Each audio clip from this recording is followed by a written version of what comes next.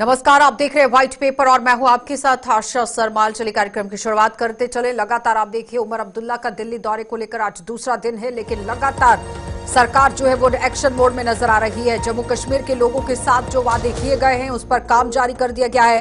एक बार फिर से दिल्ली दौरे पर उमर अब्दुल्ला और वित्त सहित अन्य मंत्रियों के साथ यहां पर मुलाकात कर रहे हैं। राज्य के विकास के लिए आर्थिक सहयोग की मांग की जा रही है और 25 से 20 दिसंबर तक संसद का शीतकालीन सत्र होगा और उमर चाहेंगे कि केंद्र सरकार इसी शीतकालीन सत्र में जम्मू कश्मीर की राज्य का दर्जा बहाल करे और उसके साथ साथ मैनिफेस्टो के अंदर जो बड़े दावे लोगों के लिए किए गए थे, बिजली, पानी, सड़क जैसी कई मूलभूत सुविधाओं को मद्देनजर रखते हुए जो काम किया गया है उस पर मुहर कहीं ना कहीं लग जाए। लगातार आप देखिए उपराष्ट्रपति के साथ भी मुलाकात की गई थी, मंत्रियों के साथ भी बैठकों का दौर फिलहाल शुरू कर दिया गया है। बड़ी अपडेट आपके सामने, जहां पर उमर के दिल्ली दौरे का आज दूसरा दिन था और एक एक करके यहां आप देखिए किस तरह से वित्त सहित अन्य मंत्रियों के साथ भी मुलाकात की जा रही है। राज्य के विकास के लिए आर्थिक सहयोग की मांग हो रही है, क्योंकि बार बार ये कहा जा रहा था कि अगर सरकार को सही तरीके से जम्मू कश्मीर के अंदर काम करना है तो फंड्स की जरूरत केंद्र सरकार से पड़ेगी और उसी को मद्देनजर रखते हुए अब ये कहा जा रहा है कि बैठकों का दौर शुरू किया गया है। समन्वय स्थापित करने की कोशिश हो रही है, सहयोग की भी मांग लगातार हो रही है, लेकिन किस तरह से तालमेल बिठाकर जम्मू कश्मीर के अंदर काम चलेगा ये बड़ी बात रहेगी। तो चलिए सीधा पैनल की ओर बढ़ जाते हैं। संदीप वजीर हैं हमारे साथ नेशनल कॉन्फ्रेंस पार्टी से, बहुत बहुत स्वागत जुड़ने के लिए। प्रमोद कपाही है बीजेपी पार्टी से, आपका भी स्वागत। आदर्श गुप्ता जी हमारे साथ हैं, वरिष्ठ पत्रकार हैं, आपका भी स्वागत। आदर्श जी, सबसे पहले तो मैं आप ही के पास आऊंगी। जिस तरह से उमर अब्दुल्ला का दिल्ली का आज ये दूसरा दौरा है और कहा जा रहा है कि अलग अलग मंत्रियों के साथ बैठकों का दौर शुरू हो गया है, क्योंकि अच्छे से काम जम्मू कश्मीर के अंदर किया जाए। जो मैनिफेस्टो के अंदर वादे किए गए थे उस पर अब लगातार सरकार एक्शन मोड में आ गई है कि जल्द से जल्द लोगों को राहत पहुंचाई जाए।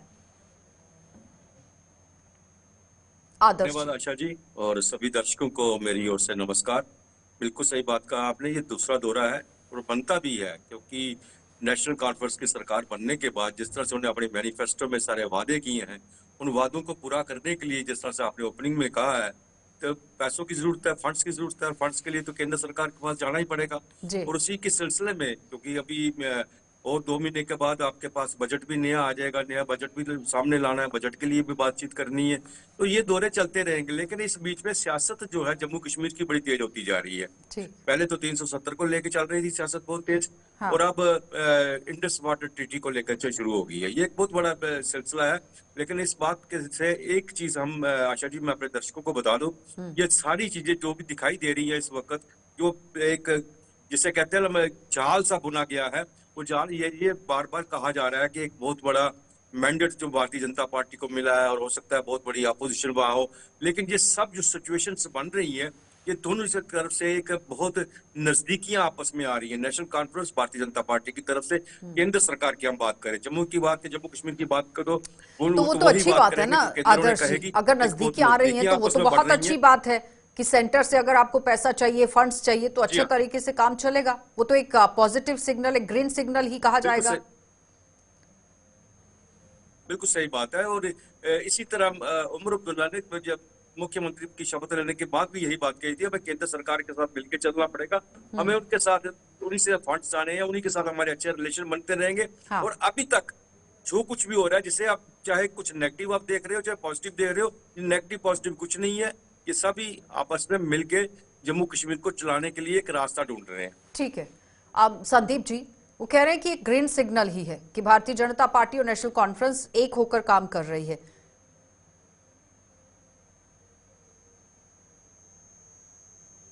अनम्यूट कर लीजिए वजीर जी।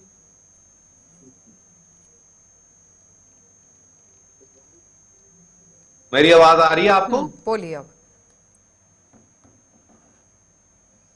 जी देखिए, पार्टीज का कोई सवाल नहीं है। पार्टीज का सवाल तब तक था जब तक इलेक्शन नहीं हुए। जब गवर्नमेंट इन प्लेस हो जाती है तो वो गवर्नमेंट सबकी होती है। सेंट्रल गवर्नमेंट हमारी भी है और स्टेट गवर्नमेंट जो है वो बीजेपी वालों की भी है। तो इसका कहने का ये मतलब है मेरा कि एक बार जब इलेक्शन ओवर हो जाती है तो उस वक्त पार्टीज खत्म हो जाती है, सरकार रह जाती है। तो एक सरकार, स्टेट की जो सरकार है वो सेंटर की सरकार से वो जो उसको असिस्टेंस चाहिए वो उसको डिमांड कर रही है, और सेंटर की सरकार का भी फर्ज है, जो स्टेट को हेल्प चाहिए वो उसको दे।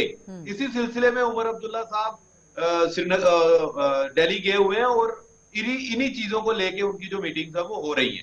तो मुझे लगता है ये एक पॉजिटिव साइन है, क्योंकि गवर्नेंस करनी है, अल्टीमेटली लोगों को फायदा देना है। तो दोनों मिलके चलेंगे और एक दूसरे की मदद करेंगे तो लोगों का ही फायदा होगा। लेकिन तो वही विंटर हम कर रहे सेशन हैं। स्टार्ट होने वाला है और माना जा रहा है कि बहुत ही जल्द स्टेटहुड का दर्जा भी बहाल हो जाए, उसको लेकर भी बात करने की कोशिश की जा रही है। क्या लगता है कि वहां से ग्रीन सिग्नल होगा, पॉजिटिविटी ही आएगी, या किसी और तरीके से काम किया जाएगा फिर? देखिए, फ्लोर ऑफ द हाउस पे होम मिनिस्टर ने कहा था कि जैसे ही इलेक्शन हो जाते हैं, और ये तो सुप्रीम कोर्ट ने भी कहा है, और सेंट्रल गवर्नमेंट ने सुप्रीम कोर्ट को कहा था कि आफ्टर इलेक्शंस हम जो है स्टेटहुड का दर्जा जम्मू कश्मीर को बहाल कर देंगे। और फ्लोर ऑफ द हाउस पे भी होम मिनिस्टर ने ये बात कही हुई है। तो हम तो उनकी बात को ही मान के चल रहे हैं। और मुझे लगता है कि अब इलेक्शंस भी हो गई है, गवर्नमेंट इन प्लेस है, तो अब वक्त आ गया है कि सारी जो पावर्स हैं वो हैंड ओवर कर दी जाए स्टेट गवर्नमेंट को, और यूटी से वापस जो है इज्जत के साथ स्टेट बना दी जाए, ताकि लोगों का और ज्यादा भला हो सके और ज्यादा प्रमोद जी, काम किया जा सके। आकर मुझे हर लगता है एक कि ये बात इस जो है बार हो वो जाएगा स्टेटहुड पर इस ही रुक विंटर से। जाती है। जी, स्टेटहुड तो जरूरी ही है। वजीर देखिए, जी हर एक एक सेकेंड, चीज के लिए प्रमोद जी आप एलजी अनम्यूट कर साहब के लीजिए पास तो नहीं प्रमोद जा जी, सकते। और जवाब दीजिए। समन्वय स्थापित करने की कोशिश हो रही है, तालमेल बिठाने की कोशिश हो रही है, लेकिन फिर आकर स्टेटहुड पर बात रुक जाती है। प्रमोद जी, प्रमोद जी आवाज आ रही है मेरी?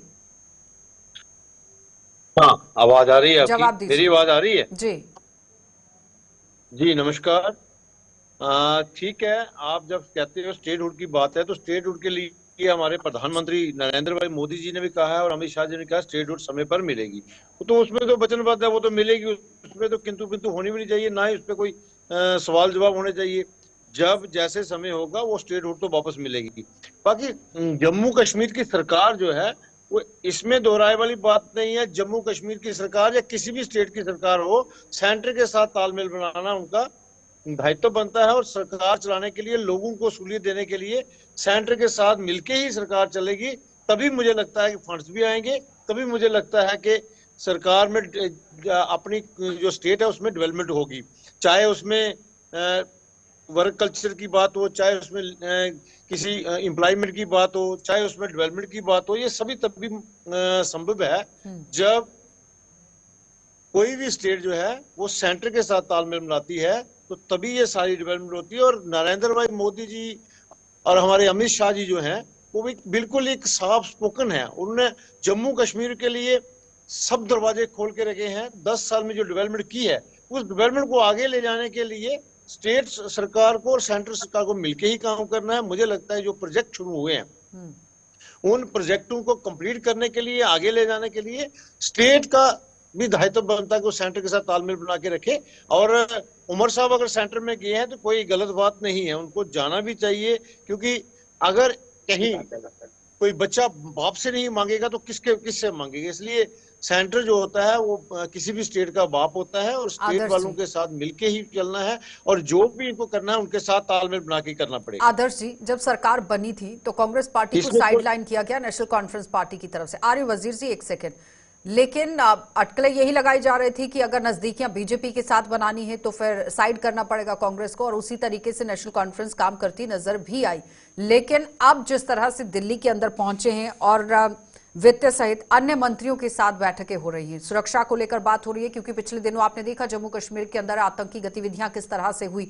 दूसरी तरफ डेली वेजर सड़कों पर आ गए, और उसके बाद एक और ऐलान जो है वो सरकार की तरफ से किया गया कि फेस मैनर्स पे इन्हें परमानेंट करने के लिए काम भी किया जाएगा। लेकिन जब आप पूरा दावा करते हैं तो उसके पीछे जो फंड्स लगने हैं वो केंद्र से आपको चाहिए। लेकिन एक सोच समझकर उमर अब्दुल्ला भी एक स्ट्रैटेजी के तौर पर काम कर रहे हैं जम्मू कश्मीर के अंदर। बिल्कुल आशा जी, ये राजनीति बड़ा चक्रव्यूह का बना हुआ है। जम्मू कश्मीर की राजनीति जो है ये चक्रव्यूह से कम नहीं है। जम्मू कश्मीर के अंदर जो पहले 5 दिन असेंबली में हुआ, जिस तरह से हंगामा हुआ और वहां पे रेजोल्यूशन जो लाया गया, और आप क्या समझते हैं कि वो जो सारा स्क्रिप्ट नहीं था, वो सब कुछ ये केंद्र के साथ मिलके कर रहे हैं, इसमें कोई शक नहीं है। इनका प्यार, इनका सब कुछ आपस में मिला हुआ है। वो आज देखो सारे झारखंड में आपकी बात करें, महाराष्ट्र की बात करें, वहां क्या हो रहा है? यही हो रहा है, 370 को लेकर कांग्रेस ने लाया जी, रेजोल्यूशन वहां पे लाया, या कांग्रेस का कोई रोल नहीं है। इसलिए यही लग रहा है कि बड़ी स्ट्रेटजी, अच्छी स्ट्रेटजी के साथ नेशनल कॉन्फ्रेंस जो है आगे बढ़ रही है। उमर अब्दुल्ला और डॉक्टर फारूक अब्दुल्ला दोनों ने कभी भी अपने मुंह से केंद्र सरकार के अगेंस्ट एक भी शब्द नहीं बोला। ये सब चीजें इस तरह से हो रही है जिस तरह से लोगों को कुछ दिखाया जा रहा है, लेकिन बीच में से दोनों मिलके चल रहे हैं, और एक अच्छी बात है स्टेट के लिए। हालांकि हम कह सकते हैं कि नेशनल कॉन्फ्रेंस के आने वाले दिनों में उसको कुछ मुश्किलें पैदा हो सकती हैं अपने यहाँ कश्मीर के अंदर, क्योंकि कश्मीर के जिस तरह से उन लोगों ने उन्हें मैंडेट दिया है, जिसके साथ उनको लेके आगे आए हैं, वो सब चीजें जो है कश्मीर में नहीं वो कर पाएंगे। लेकिन जम्मू कश्मीर में जब ओवरऑल हम देखते हैं, जब हम दिल्ली विजिट्स की बात करते हैं, दिल्ली विजिट्स को अगर फायदा होता है तो किस का फायदा? हमारे जम्मू कश्मीर को फायदा है। अगर हमें जहाँ बिजली मिल जाती है, 200 यूनिट फ्री बिजली मिलती है, या कुछ भी होता है, किसका फायदा है? हमारे स्टेट का फायदा है। तो ये एक अच्छी शुरुआत है अगर ऐसा संदीप जी, होता है। वो कह रहे हैं इसका खामियाजा कश्मीर में भुगतना पड़ेगा नेशनल वो कॉन्फ्रेंस, राजनीति यहाँ क्योंकि पे जिस तरह से कश्मीर के अंदर से मैंडेट मिला है आप लोगों दूसरी को। अपोजिशन पार्टियां उसका फायदा उठाने की कोशिश कर रही हैं। ठीक है संदीप जी। देखिए, पहले मैं बीजेपी स्पोक्स पर्सन कपाई साहब का बात का जवाब दे दूं। इन्होंने कहा कि हमारी मजबूरी है सेंटर के साथ बना के चलने की। भाई साहब, ऐसा नहीं है। सेंटर और स्टेट एक ही मशीनरी के दो हिस्से हैं। अगर एक भी नाराज हो जाएगा तो दूसरे को नुकसान उठाना पड़ेगा। तो दोनों को मिलकर, जितनी हमें उनके साथ मिलकर चलने की जरूरत है, उतनी उनको भी हमारे साथ मिलकर चलने की जरूरत है। क्योंकि अल्टीमेटली फायदा जो है वो लोगों का करना है, वो लोगों का फायदा कर रहा है। तो इस वजह से दोनों का कोई कोई बाप और बेटे वाला रिलेशन नहीं है। एक मशीन है जिसके हम दोनों पार्ट्स हैं, और दोनों को समन्वय में चलेंगे तो ही ये मशीन चल पाएगी, तो ही लोगों का फायदा हो पाएगा। अब दूसरी बात आपने कही कि ये गुप्ता साहब कह रहे थे, ठीक है, मैं मानता हूं कि इस वक्त कांग्रेस जो है वो सरकार में शामिल नहीं है, क्योंकि अब हर पार्टी की अपनी मजबूरी होती है। उन्होंने खुद ही मना किया कि हम शामिल नहीं होंगे, तो ये उनका डिसीजन था, ये नेशनल कॉन्फ्रेंस का डिसीजन नहीं था। दूसरी बात यह है कि जो डिसीजन हमने लेने हैं स्टेट की भलाई के लिए, वो हम लेंगे। हमारी मैनिफेस्टो में जो जो लिखा हुआ है उसको पूरा करने की कोशिश करेंगे। फायदा सभी का होगा, कश्मीर का भी ध्यान रखा जाएगा, जम्मू का भी ध्यान रखा जाएगा, एक बैलेंस बना के, ब्रिज बना के चला जाएगा। और उमर अब्दुल्ला साहब इस बात को जानते हैं, क्योंकि सियासत जो है वो सिर्फ 5 साल की नहीं है, बियॉन्ड 5 साल भी हमने देखना है, और सभी को भला हो, इसी के ऊपर हम प्रमोद जी काम करेंगे। जवाब दीजिए। वो कह रहे हैं कि सरकार चाहे केंद्र की हो या फिर राज्य की, दोनों मशीनरी के तौर पर ही काम कर रहे होते हैं, और जो करना भी जरूरी रहता है। नहीं, बिल्कुल ठीक है, मशीनरी के तरीके, लेकिन ये बात भी इनको नहीं भूलनी चाहिए कि सेंटर सेंटर होता है, स्टेट स्टेट होती है। ये इनको सोचने का ढंग अलग है, मैं कह नहीं सकता, लेकिन मैंने कोई गलत नहीं कहा इनको। मैंने यही कहा कि सेंटर के साथ तालमेल रखना ये मजबूरी ही होती है, क्योंकि अगर नहीं रखेंगे तो डेवलपमेंट नहीं हो पाएगी। और जम्मू कश्मीर में 10 साल के बाद इलेक्शन हो रहे हैं, और मुझे लगता है लोगों की जो डिमांड्स है, लोगों की जो ख्वाहिश है, चाहे वो कश्मीर की है चाहे जम्मू की है, कश्मीर वालों ने मैंडेट दिया है नेशनल कॉन्फ्रेंस को, और जम्मू वालों ने दिया है बीजेपी को। और अब डेवलपमेंट करने की बारी है। मोदी सरकार ने पहले भी कहा है 10 साल में जो डेवलपमेंट हुई है, उस डेवलपमेंट को आगे ले जाना पड़ेगा। हम 370 का राग ना नापते हुए हमें ये करना चाहिए कि हमें वहां दिल्ली में जाकर डेवलपमेंट की बात करनी होगी, हमें जहां इंडस्ट्री की बात करनी होगी, हमें जहां बड़े बड़े प्रोजेक्ट अभी तो दिल्ली पहुंचे हुए हैं ना उमर अब्दुल्ला, तो डेवलपमेंट की ही तो बात हो रही है, वित्त मंत्री से बात हो रही है, अलग अलग मंत्रियों के साथ समन्वय हो रहा है। ठीक है, रुकेंगे एक छोटे तरह से। प्रमोद जी की बात को भी आपने सुना और संदीप जी की बात को भी आपने सुना, लेकिन अब सवाल यहाँ पर ये बन जाता है कि बिजली फ्री आपको देनी है, रोजगार पर आपको काम करना है, फंड्स आपको चाहिए, क्योंकि आपने जो दावे किए थे उस पर किस तरह से रोड मैप आप तैयार करेंगे वो अब शुरू होगा। क्योंकि जो असेंबली का पहले समय गया, आपने देखा वो 370 पर किस तरह से चला गया। फिर पीएम ने कहा कि आप जितना मर्जी कुछ कर लीजिए, लेकिन वापस आने वाला नहीं है। यानी कि क्लियर हो गया सेंटर की तरफ से कि 370 पर कुछ नहीं होने वाला है। स्टेट हुड पर जिस तरह से पीएम ने खुद ही कहा है कि माकूल समय आने पर वापस किया जाएगा। अब मुद्दे नेशनल कॉन्फ्रेंस के पास कौन से बच गए? क्योंकि रोजगार को लेकर बात होनी चाहिए, उसके बाद मैनिफेस्टो के अंदर जो दूसरी चीजें लिखी गई थी, लोगों के मूलभूत सुविधाओं को मद्देनजर रखते हुए, आपको नहीं लगता कि अब उस पर काम करने की भी जरूरत है? क्योंकि जिस तरह से अलग अलग मंत्रियों के साथ बैठकें हो रही हैं। बिल्कुल आशा जी, उमर अब्दुल्ला की जो पहली विजिट थी दिल्ली के अंदर, और होम मिनिस्टर के साथ जब मुलाकात हुई तो उनका मेन वहां पहली विजिट का जो पहला था कि स्टेटहुड के लिए बात करेगी। स्टेटहुड सबसे पहला इनका मुद्दा स्टेटहुड का, और सबसे बड़ी बात है कि भारतीय जनता पार्टी और केंद्र सरकार ने इस बात को मान रखा है स्टेटहुड हमने देनी है। और भारतीय, मुझे लग रहा है कि इस सेशन में पार्लियामेंट का जो विंटर सेशन होगा स्टेटहुड जो है जम्मू कश्मीर को मिलेगी, डेफिनेट मिलेगी। हो सकता है उसमें कुछ आर्टिकल कुछ चेंजेस हो आई जाए, वो उसके बारे में हम कह नहीं सकते, लेकिन चूंकि मजबूरी है दोनों की। एक तो केंद्र सरकार ने वादा किया हुआ है, बार बार पार्लियामेंट में कहा हुआ है, अगर इस बात को लेके स्टेटहुड को लेके केंद्र सरकार की तरफ से कोई भी नेगेटिव बात आती है तो पूरे देश में भारतीय जनता पार्टी के विरुद्ध पर ये एक चर्चा का विषय बन जाता है। इसलिए भारतीय जनता पार्टी किसी भी कीमत में, केंद्र सरकार किसी कीमत में नहीं चाहेगा कि जम्मू कश्मीर को लेके कोई ऐसा इशू खड़ा हो जाए जो जिन्हें पूरे भारत के अंदर उन्हें फेस करना ठीक पड़े। है, लेकिन प्रमोद जी कह रहे हैं, मैंने जैसे लेकिन पहला प्रमोद जी कह रहे हैं कि वो तो उन्होंने कहा है कि वो दिया जाएगा, लेकिन सवाल यहाँ पर ये है कि जो फैक्ट्रीज लगाई गई, जो काम शुरू किए गए, जो योजनाएं लाई गई, अब केंद्र सरकार के साथ साथ स्टेट की भी यहाँ पर जो राज्य सरकार यानी कि यूटी के अंदर सरकार बनी है, उसकी जिम्मेदारी है कि उसको आगे कंटिन्यू किस तरह से करना है, तो उसको लेकर भी तालमेल बिठाने की कोशिश हो रही है। आदर्श जी। जी जी जी बिल्कुल बिल्कुल, तालमेल तो बैठा, इसीलिए तो तुम दिल्ली विजिट कर रहे हैं चीफ मिनिस्टर, इसलिए तो दिल्ली जा रहे हैं। जम्मू के अंदर, जम्मू कश्मीर के अंदर इतनी पोजीशन खराब है, यहाँ पे जितनी भी इंडस्ट्री सब बंद पड़ी हुई है। यहाँ पे हालात इतने खराब, जब कश्मीर में तो चलो टूरिज्म इंडस्ट्री चल रही है, वहाँ पे टूरिज्म इंडस्ट्री अच्छी तरह चल रही है। हमने आंकड़े बार बार आपको दिखा रहे हैं, कितने यहाँ पे टूरिस्ट आए हैं, कितने सब कुछ आए हैं, वो दिखा रहे हैं वहाँ पे। लेकिन जम्मू की पोजीशन क्या है? जम्मू की पोजीशन दरबार मूव का इशू है, स्टेटहुड का इशू है, इसको लेके क्योंकि नेशनल कॉन्फ्रेंस इस वक्त जो अपनी राजनीति को इस तरह से चला रही है, वो ये साबित करना चाहती है कि नेशनल कॉन्फ्रेंस ने जम्मू से खोया है, जम्मू से बहुत कुछ खोया है। नेशनल कॉन्फ्रेंस के पास एक नहीं, जम्मू से 3-4 सीटें पहले भी मिलती रही हैं, इनके पास थी। और जम्मू के हार्ट के अंदर, दिल के अंदर, जिसे कहते हैं ना, जिसे हम नगरोटा कह सकते हैं, बिश्ना अरनिया कह सकते हैं, ये सब सांबा कह सकते हैं, ये सीटें उनके, विजयपुर, सीटें उनके पास रही हैं। इसलिए नेशनल कॉन्फ्रेंस की हर तरह से कोशिश है कुछ जम्मू को साथ लेके चले। जम्मू को साथ लेके तभी चलेंगे, यहाँ के लोग कह रहे हैं इंडस्ट्री बंद है, इंडस्ट्री बंद पड़ी हुई सारी की सारी, उनके लिए उनको चाहिए। और ये टूरिज्म के लिए यहाँ जम्मू का, अभी तक जम्मू का टूरिज्म कहाँ है? टूरिज्म सारा का सारा कश्मीर जा रहा है। यहाँ पे तो रिलीजियस टूरिज्म जो आता है वो कितनी देर ठहरता है जम्मू के अंदर, वो सबको पता है। वजीर इसके जी, अलावा दरबार आपने एक नैरेटिव को खत्म करने की कोशिश जरूर की डिप्टी सीएम का पद देकर, और उसके बाद 3 आपने मंत्री ले आए जम्मू डिवीजन के, लेकिन आदर्श जी कह रहे हैं कि टूरिज्म कहाँ है? जम्मू के लोगों का व्यापार पूरी तरह से खत्म हो गया है, उस पर पूरी तरह से काम करने की जरूरत रहेगी। यहां से आपने सीटें अपनी खो दी हैं, वहां पर अपने वर्चस्व दोबारा से बनाने की कोशिश आपकी तरफ से होनी चाहिए। काफी तरीके से चुनौतियां हैं नेशनल कॉन्फ्रेंस के लिए।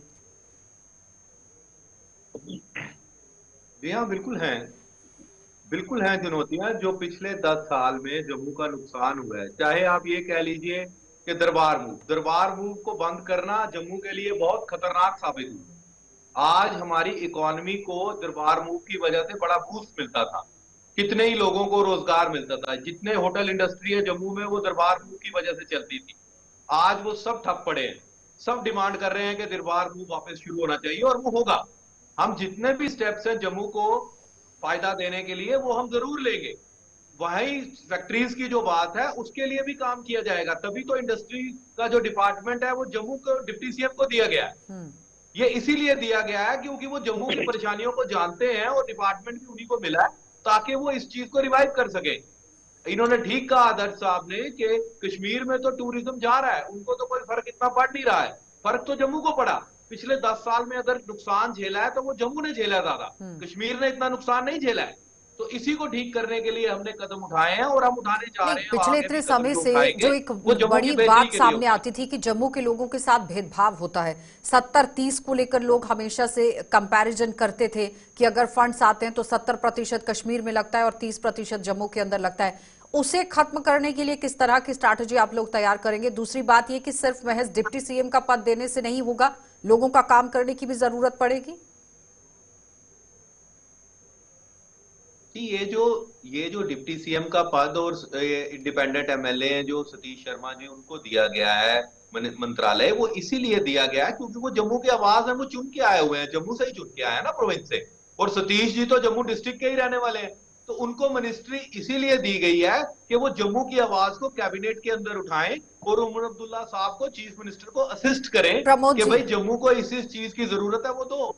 ठीक है प्रमोद जी, वजीर जी कह रहे हैं कि हमने मंत्री बिठाए हैं जम्मू की आवाज को आगे पहुंचाने के लिए, लेकिन सबसे ज्यादा मैंडेट भारतीय जनता पार्टी को जम्मू डिवीजन ने दिया है और अब महज बड़ी पार्टी नेशनल कॉन्फ्रेंस बनी, लेकिन वोट शेयर के हिसाब से तो आप सबसे बड़ी पार्टी बनकर आए और स्ट्रांग ऑपोजिशन के तौर पर इस वक्त आप विधानसभा सत्र के अंदर भी हैं, असेंबली में। आपको नहीं लगता है कि अगर स्ट्रांगली भारतीय जनता पार्टी वहां पर मुद्दों को उठाती है तो जल्द से जल्द लोगों को राहत मिल सकती है? एक स्ट्रांग ऑपोजिशन का रोल प्ले करने की जरूरत है अब। बिल्कुल आपने सही बात करी। भारतीय जनता पार्टी को लोगों ने बढ़ चढ़ के मैंडेट दिया है और सबसे बड़ी वोट शेयर के हिसाब से सबसे बड़ी पार्टी जो है भारतीय जनता पार्टी। चाहे सीटें कम हुई लेकिन वोट शेयर सबसे ज्यादा भारतीय जनता पार्टी का। और भारतीय जनता पार्टी के हमारे जो एमएलएज हैं वो बखूबी अपना काम कर रहे हैं। जहां कहीं जम्मू कश्मीर के नुकसान की बात होगी, जहां जम्मू के हित की बात नहीं होगी, वहां पूरा के पूरी वो बात भी करेंगे। मैं आपको आपके माध्यम से जरूर कहूंगा, हमारे साथी बैठे हैं, पहली बात तो ये है कि यहाँ कहा गया डेवलपमेंट नहीं हुई। 10 साल में आईआईएम आया, आईआईटी आया, एम्स आया और सेंट्रल यूनिवर्सिटी आई। उसमें क्या हुआ, लोगों को, लेबर्स को काम मिला, मजदूर को काम मिला, कारपेंटर्स को काम मिला, मिस्त्री जो है उनको काम मिला। और उसके बाद जब वो काम चल रहा था, डेवलपमेंट चल रही थी, युवाओं को तब उनको रोजगार काम नहीं मिला। मिला अब जब कंप्लीट हो गया तो वहाँ एम्प्लॉयमेंट हो रही है। अब और विपक्ष ने वो बुनाया भी, काम बढ़ रहा है, कुछ कम नहीं हो रहा। प्रमोद जी जी, जम्मू की सबसे बड़ी डिमांड यही रही कि रोजगार नहीं मिल पा रहा था युवाओं को। स्किल डेवलपमेट करने की आपने कोशिश की, आत्मनिर्भर भारत बनाने की कोशिश की, लेकिन उसका फायदा क्या जमीन पर नजर आया आपको? आप मेरी बात सुनिए, मैं उसी पे बात कर रहा हूँ कि अगर ये बड़े बड़े प्रोजेक्ट लाए गए हैं तो ये एम्प्लॉयमेंट के लिए लाए, लोगों को रोजगार देने के लिए आए, चाहे उसको छोटे तबके का प्रमोद जी, पिछले 10 सालों से कितनी भर्तियां हुई, कितनी रैलियां हुई, वो आपके सामने ही था। जो युवा आज से 10 साल पहले 25 साल का था वो आज 35 साल का हो गया है। जब प्रोजेक्ट नहीं ओवरेज हो गया है, उसके लिए काम करने की जरूरत थी कि एटलीस्ट उनकी नौकरी लग जाए। वो भरपाई कैसे करेंगे आप?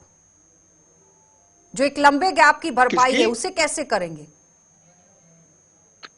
आप मेरी बात सुनिए ना, मैं जो कह रहा हूं कि अगर इतने बड़े प्रोजेक्ट लाने का फंड यही होता है कि हर इंसान को, छोटे से लेकर बड़े इंसान को कारोबार मिले, नौकरी मिले, उसको रोजगार मिले। तो मैं यही कह रहा हूं, आज हर घर की डिमांड है कि हर घर के अंदर नौकरी मिले। हाँ, आदर्श जी जल्दी से। ठीक है, प्रमोद जी की पार्टी ने खुद कह रही है कि बाहर से लोग आके काम कर रहे हैं, यहाँ के काम नहीं कर रहे, रोजगार कहाँ से मिलेगा? जहाँ बनी प्रोजेक्ट बने हैं तो उसके लिए लेबर को भी काम मिलेगा, उसके लिए कॉर्पोरेटर को मिलेगा, उसके लिए कंट्रैक्टर को सवाल ही तो वही बन रहा है। सिर्फ समन्वय स्थापित करने से क्या होगा? लोगों की भले के लिए काम करने की जरूरत है, कदम उठाने की जरूरत है। बहुत बहुत धन्यवाद आदर्श जी, संदीप जी आपका भी धन्यवाद, प्रमोद जी आपका भी धन्यवाद। तो फिर जम्मू कश्मीर के अंदर आप देखिए रोजगार को लेकर एक बड़ी चुनौती जरूर बनी हुई है, जहां पर युवा भी डिमांड कर रहा है कि भर्ती होनी चाहिए, क्योंकि जो ओवरएज हो गए हैं उनके लिए क्या कुछ यहां पर विकल्प रखा गया है सरकार की तरफ से, इस पर भी काम करने की जरूरत है। बहरहाल उमर अब्दुल्ला दिल्ली पहुंचे हैं, कौन सी राहत लेकर वापस जम्मू लौटेंगे ये देखने वाली बात है। आप देखते रहिए कार्यक्रम।